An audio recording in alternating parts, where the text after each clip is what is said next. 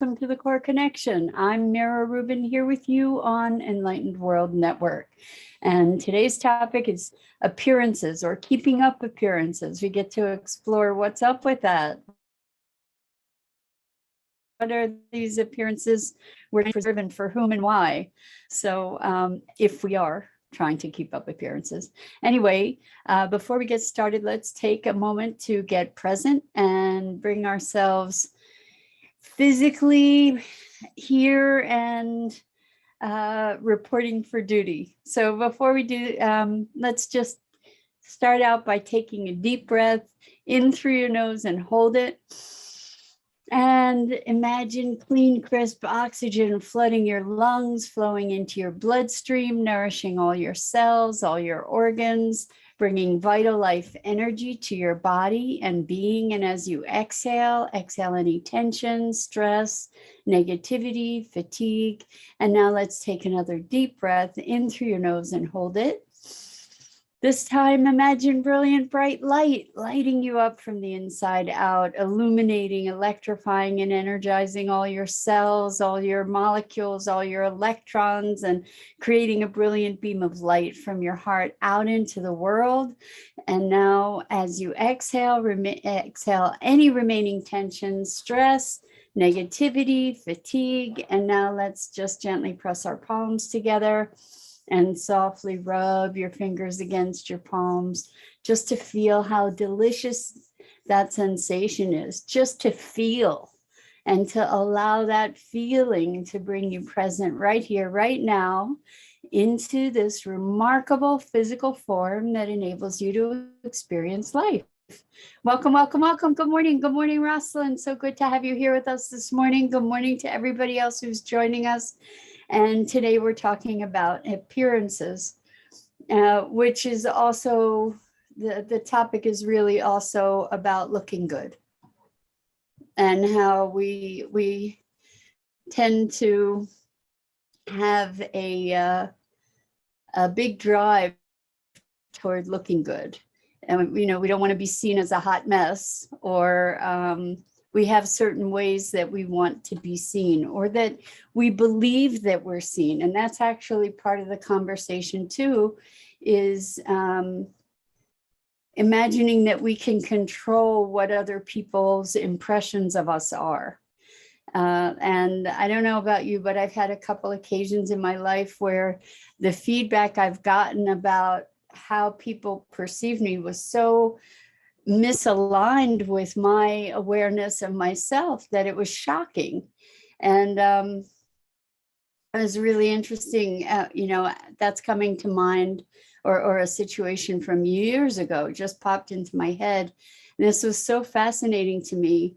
There was a guy that I met, and I went out, we went out once, and we're hanging out, having conversation. That's all it was.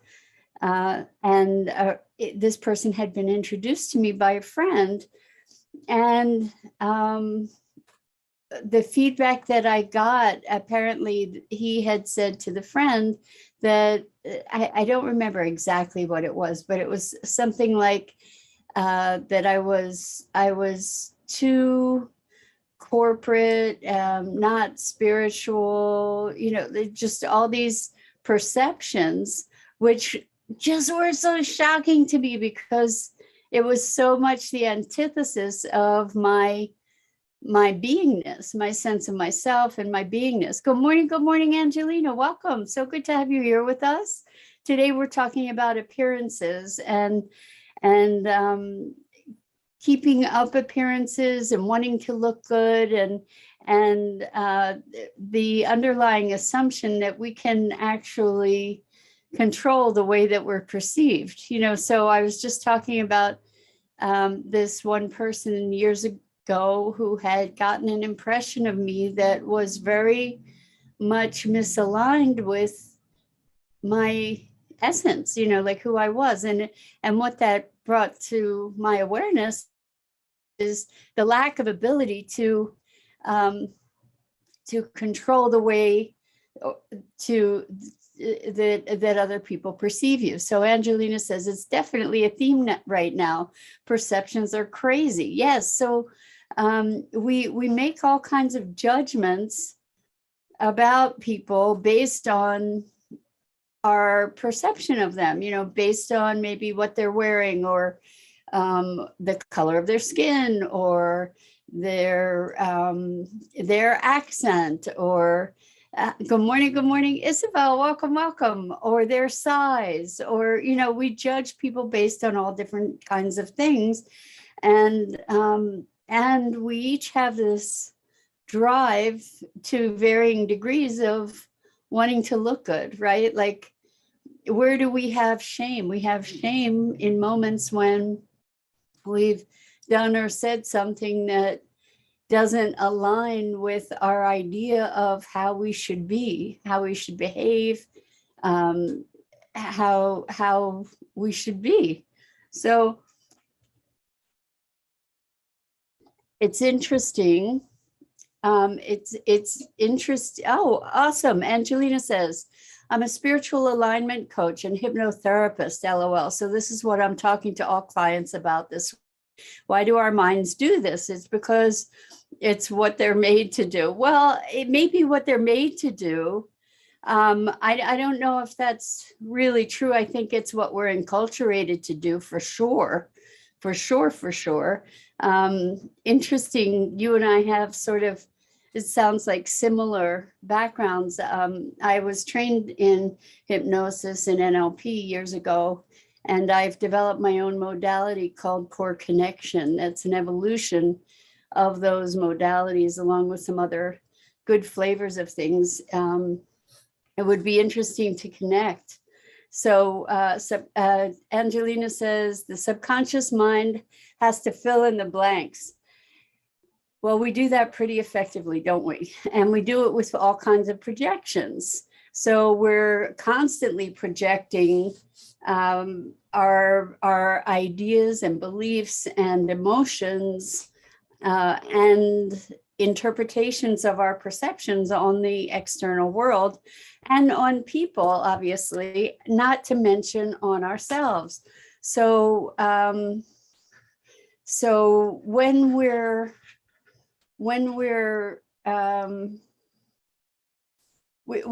we create an image of ourselves, right? Like, before we go out, we're typically gonna get dressed, look in the mirror, make sure that we look the way that we want to be looking to go out into the world and create whatever impression we're intending to create.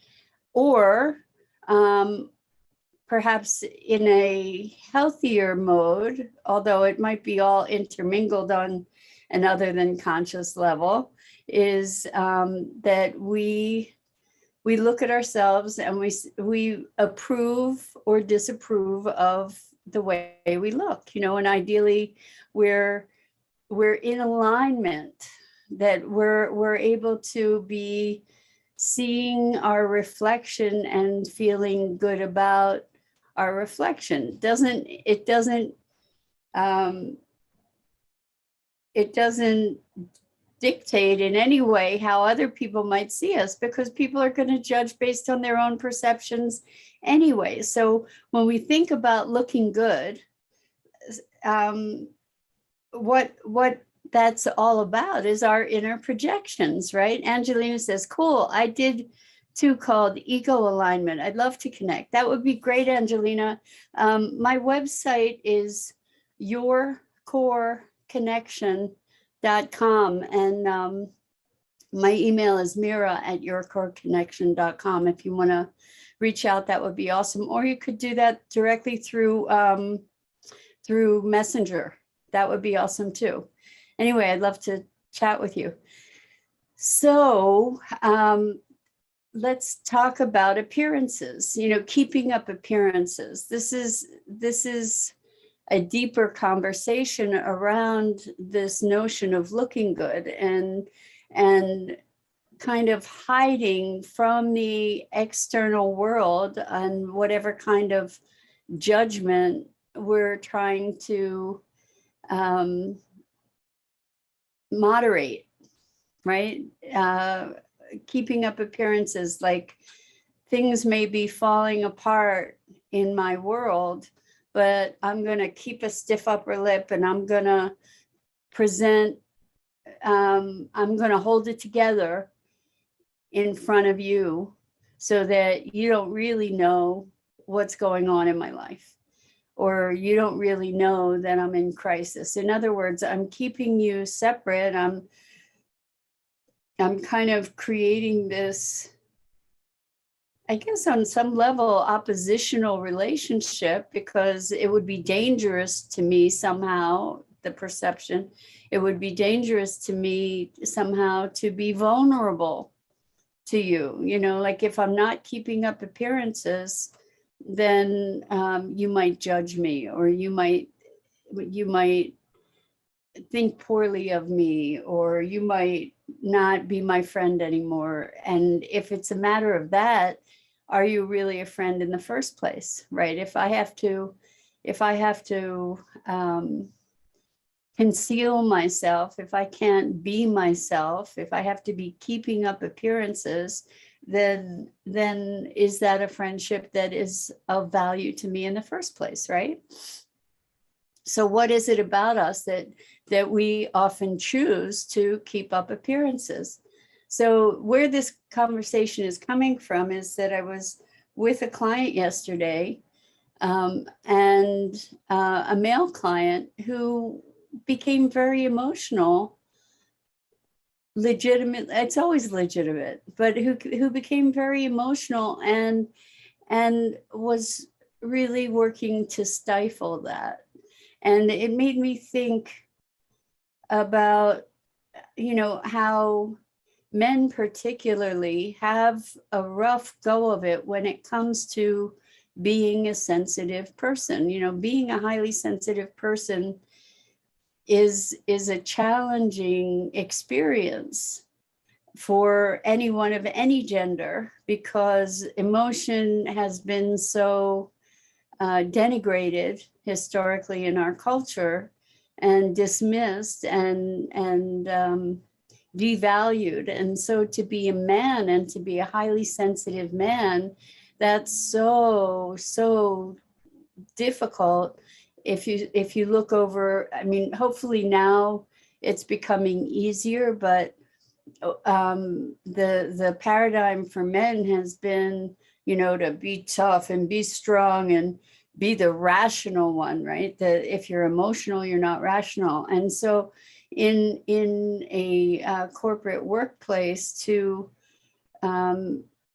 keep up appearances, it means having to, or it has meant having to sublimate that sensitivity, which is really, really sad if you think about it. Angelina says, yes, I agree. We all worry so much. This week I've been talking about assumptions, judgments, and how that is typically rooted in fear, right in alignment with what we're saying. So assumptions of other people's reactions, projection is really projection. And what's the fear? The fear of loss, the fear of attack, all kinds of fears. And Angelina says, oh yes, people always cry. I've had to become acclimated to emotions and crying, which was the hardest part of being a healer.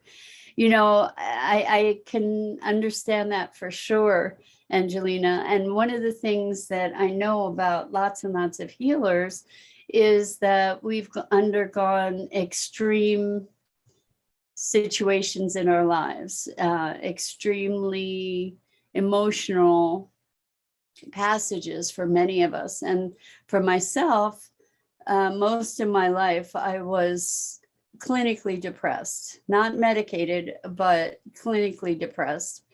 And like it to an extreme, suicidal ideation, all of that for years and years and years and years. And I believe really, truly that that experience enables me to be able to be present to others in their depth of emotion, to not fear that, for me not to fear that, and also to give permission and safety. What I mean by giving permission is it's not that somebody needs my permission to be able to be how they are, but to be able to be creating the space and safety for them to know that they're able to be however they are, that they're accepted, that they're welcome to be wherever they are, and that I don't flinch from it, because I've experienced that kind of depth of emotion, and I can understand how that's a very, very challenging thing for many people being a healer, is because people that in process of healing are releasing emotion that has been bottled up for so long, crying, and that any emotion really is energy. Welcome, Jorge. So good to have you here with us this morning. Welcome. So when people, again, keeping up appearances, trying to be strong or whatever in the face of emotion that's arising, the emotion's arising to be released. It's an energetic surge. It's a communication from our body and being that is giving us information we can choose to receive or not. It's like pain and pleasure and emotion. All of this is feedback.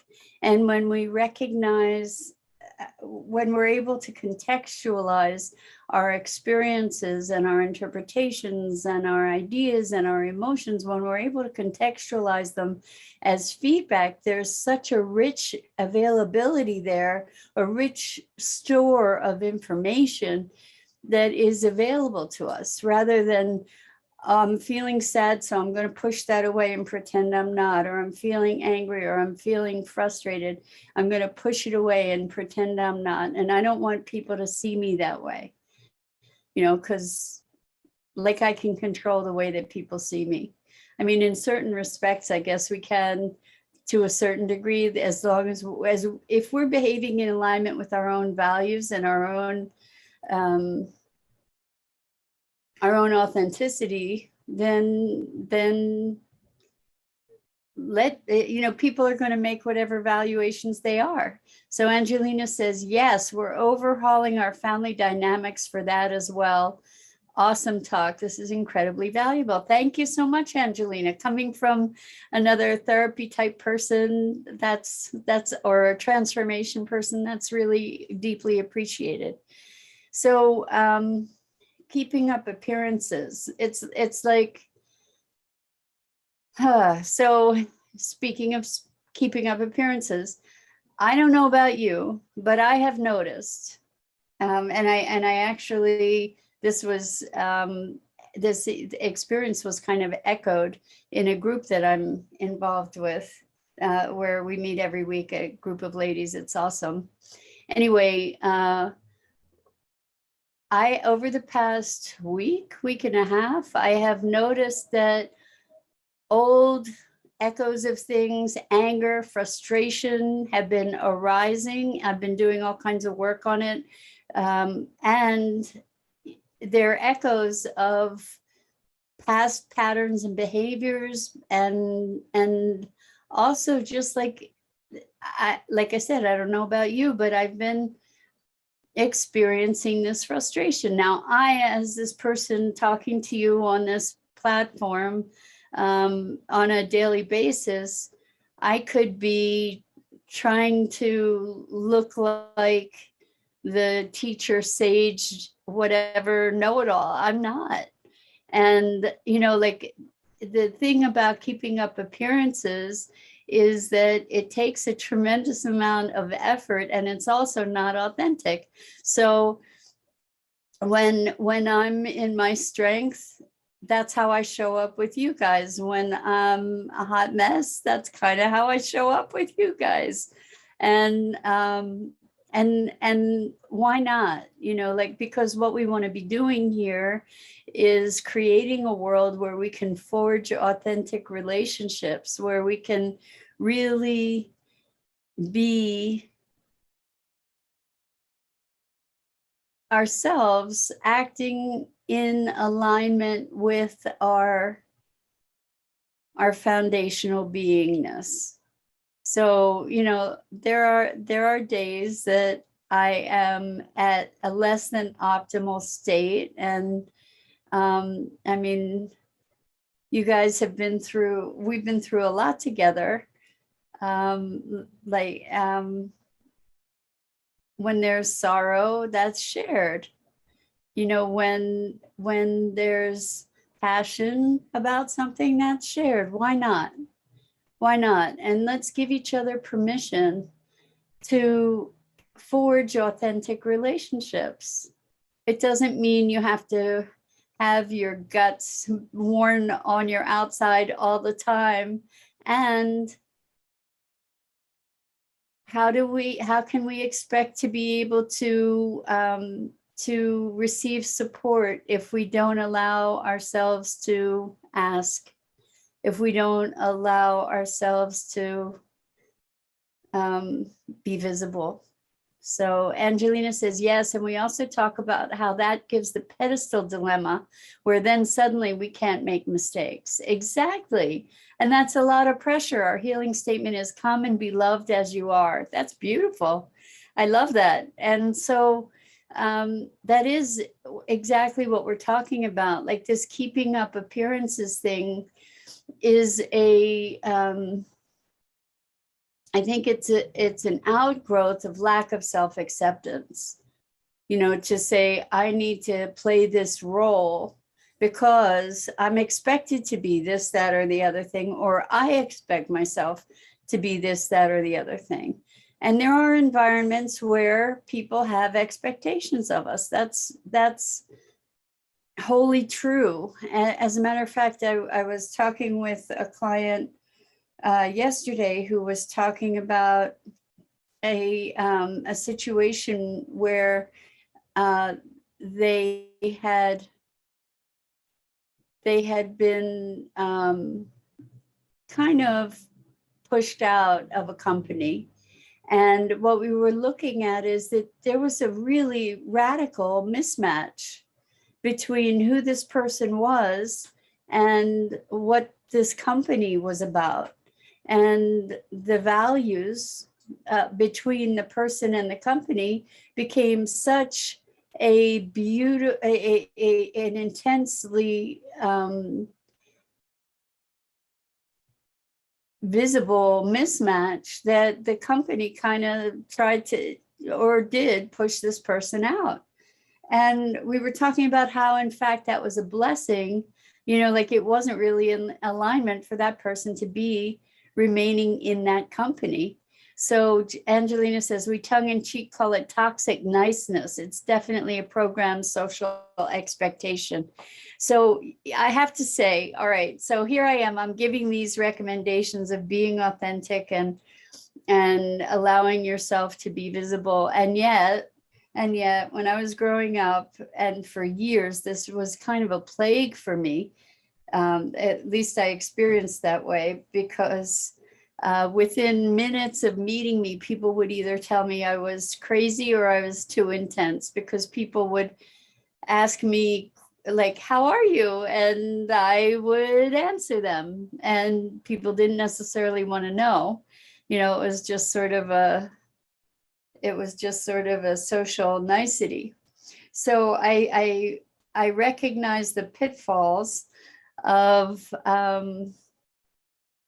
that level of authenticity. So it doesn't mean that I think I was wearing my guts on my sleeve at that point. But I think that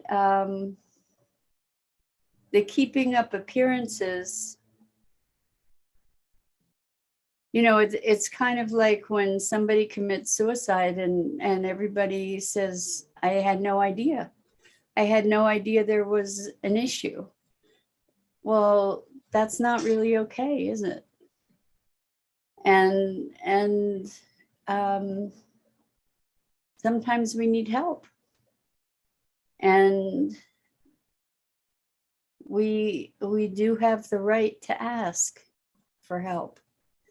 And I think it's an important thing. You know, there's this self-judgment.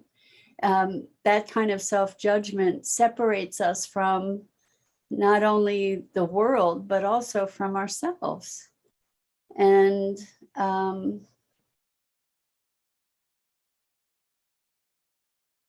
yeah, I think we've probably, especially with so many of us as healer people, I think we've probably endured a lot of intense judgments from others. So that being said, there's a place we get to find that is a place of balance within ourselves, like holding our own counsel and also being authentically expressed. I don't think that they're necessarily, I don't think that they cancel each other necessarily. I think we can do both. So Angelina says, ha ha ha, yes, I get in trouble with this in my family. A friend pointed it out to me that I would say I was fine and then start crying. Oh my gosh, Angelina, I get it. So when people tell me I'm fine, I listen and I said, I'm not really convinced, you know, or whatever it is. So Angelina goes on and says, and it was a huge eye-opening experience. I don't know if I'm supposed to comment this much. You can comment as much as you want. I love that you're doing that. I love having the engagement from everybody. So welcome. I'm so passionate on this topic and I'm nerding out a little. So glad I woke up early today. Well, Angelina, I am too. And we do this every weekday morning at 9 a.m. Eastern. So if you wake up, I'm guessing maybe you're on the West Coast. Anyway, it's great to have you here with us. So Rosalind says, are we aware of our appearance only parts of the day? Who's being the mirror to us? I love that. I love that so much, Rosalind. And I like the way that you used the word mirror metaphorically there too. I think that goes to a deeper question. Are we aware of ourselves? Are we aware of ourselves throughout the day? You know, are we present to ourselves? Do we have self-awareness? You know, I think that we have self-awareness from one moment to another. I think that ultimately the ideal is to be aligned, self-aligned and present. And in those moments, when we are in presence, when we are aligned, I'm thinking that that judgment sort of disappears and we can be responsive to the stimulus in our environment. When people judge, including when we judge, we're just projecting our own perceptions, beliefs, interpretations, ideas, emotions, right? In fact, I mean, really, that's what the whole world is our experience of the world is all those projections, right? And so it's funny to me to see how we, myself included, kind of corral ourselves in with these projections, and they become sort of a nested experience where this projection generates that experience, which generates another projection, and it just goes on and on. And we use those projections in so many ways to torture ourselves and others, right? You know, to to be believing this is how I should be. I need to look strong. I can't cry. All these different things. And it's time for us as human beings to be freeing ourselves from the constraints of these very, very restrictive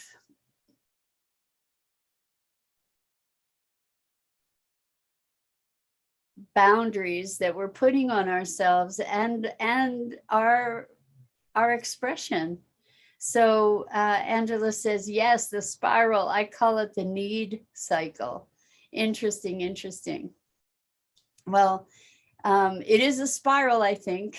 And oftentimes it's like a downward spiral down a drain, kind of, to oblivion, if we just, or deep oppression. Whereas there's an upward spiral that I think gets more and more expansive as we follow that pathway to be dissolving our judgments, dissolving our attachment to our beliefs and manufactured identities. So, and allowing for the falling away of preconceptions, that's probably more the upward spiral of expression and awareness. So anyway, that's it for this morning. This has been a great conversation, guys. I so appreciate you and your engagement. And I just really love the opportunity to inquire into all these different topics together. So Angelina says, yes, absolutely. The aligned way is upward and the desire cycle. The downward is the need cycle, which leads to fear and problematic behaviors. Interesting way of perceiving it. Thank you, Angelina, and thank you, Rosalind, and thank you, everybody else who has joined us. Always such a tremendous pleasure. I agree. It really was fun. I'm Mira Rubin. This is the Core Connection, and I go live here on the Enlightened World Network Facebook page each weekday morning at 9 a.m. Eastern. And I invite you to check out all the other awesome programming on Enlightened World Network's Facebook page, as well as Enlightened World Living and EWN One with the Earth. And hopefully I will see you again here real soon. Until then, so much love.